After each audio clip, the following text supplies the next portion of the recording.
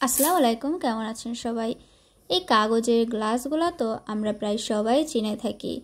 বাইরে কোথাও hot coffee বা কোল্ড কফি খাওয়ার সময় এই কাপগুলা তারা দিয়ে থাকে। তো আমার কাছে এই কাপ থাকায় ভাবলাম যে এটাকে কেন না পেইন্টের মাধ্যমে সাজিয়ে তোলা যাক। তো যেই ভাবা সেই কাজ, শুরু করলাম এটার উপরে পেইন্টিং করা। তো এটার বেসটা যেহেতু সাদা ছিল তাই আমি প্রথমে সাদা কালারটা অ্যাপ্লাই করে নাই। আমি একদম লাইট একটা স্কাই কালার ব্যবহার করছি বেস কালার হিসেবে।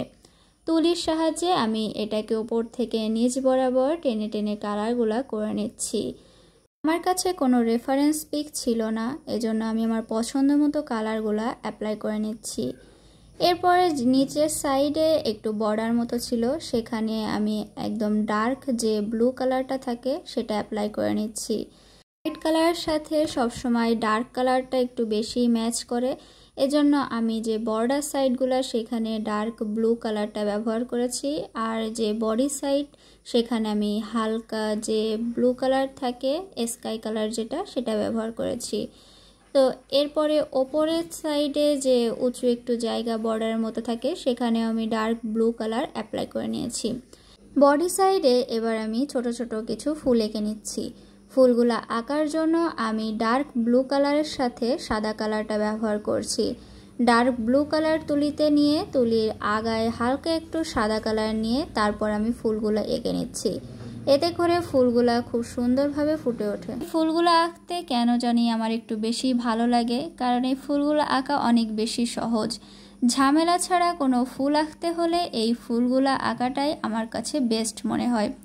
তো এক এক করে আমি ফুল বডিতে ফুলগুলো এঁকে নিয়েছি, একটু ফাঁকা ফাঁকা করে আমি ফুলগুলো এঁকেছি। এবার আমি ফুলের সাইডে কিছু পাতা দিয়ে নিচ্ছি। পাতা দেওয়ার জন্য আমি সবুজ কালার ব্যবহার করছি। তো ফুলের সাথে পাতা না হলে কেমন যেন একটা ফাঁকা ফাঁকা ভাব লাগে, তাই ফুল আঁকার সাথে পাতা তো মাস্ট বি আঁকতেই হবে। এই ছোট ছোট ফুলগুলা দিয়ে যে কোনো কিছুতে পেইন্ট করলে সেটা অনেক বেশি সুন্দর লাগে। সিম্পলের মধ্যে অনেক গর্জিয়াস একটা ভাব আসে।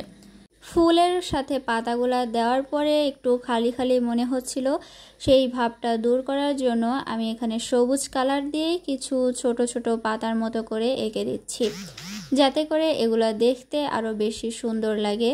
কোনো রেফারেন্স পিক না থাকার কারণে আমার কাছে যেমনটা মনে হয়েছে যে যেটা যেটা দিলে সুন্দর লাগবে বা যেভাবে পেইন্টটা করলে ভালো লেখা যাবে সেভাবেই আমি পেইন্টটা করেছি। আপনারা অবশ্যই কমেন্টে জানাবেন যে এই কাগজের গ্লাসের ওপরে পেইন্টিংটা আপনাদের কাছে কেমন লেগেছে। তো এরপরে হলুদ কালার দিয়ে আমি ফুলের মাঝখানে ডট ডট দিয়ে নিচ্ছি, যাতে করে এই ফুলগুলো দেখতে আরও বেশি গর্জিয়াস এবং সুন্দর লাগে। তো এই তো আমার পেইন্টিংটা প্রায় শেষের পথে। আপনাদের কাছে এই কাগজের গ্লাসের ওপরে করা পেইন্টিংটা কেমন লাগলো অবশ্যই কমেন্টের মাধ্যমে জানাবেন। আজকে এ পর্যন্তই, ভালো থাকবেন সবাই।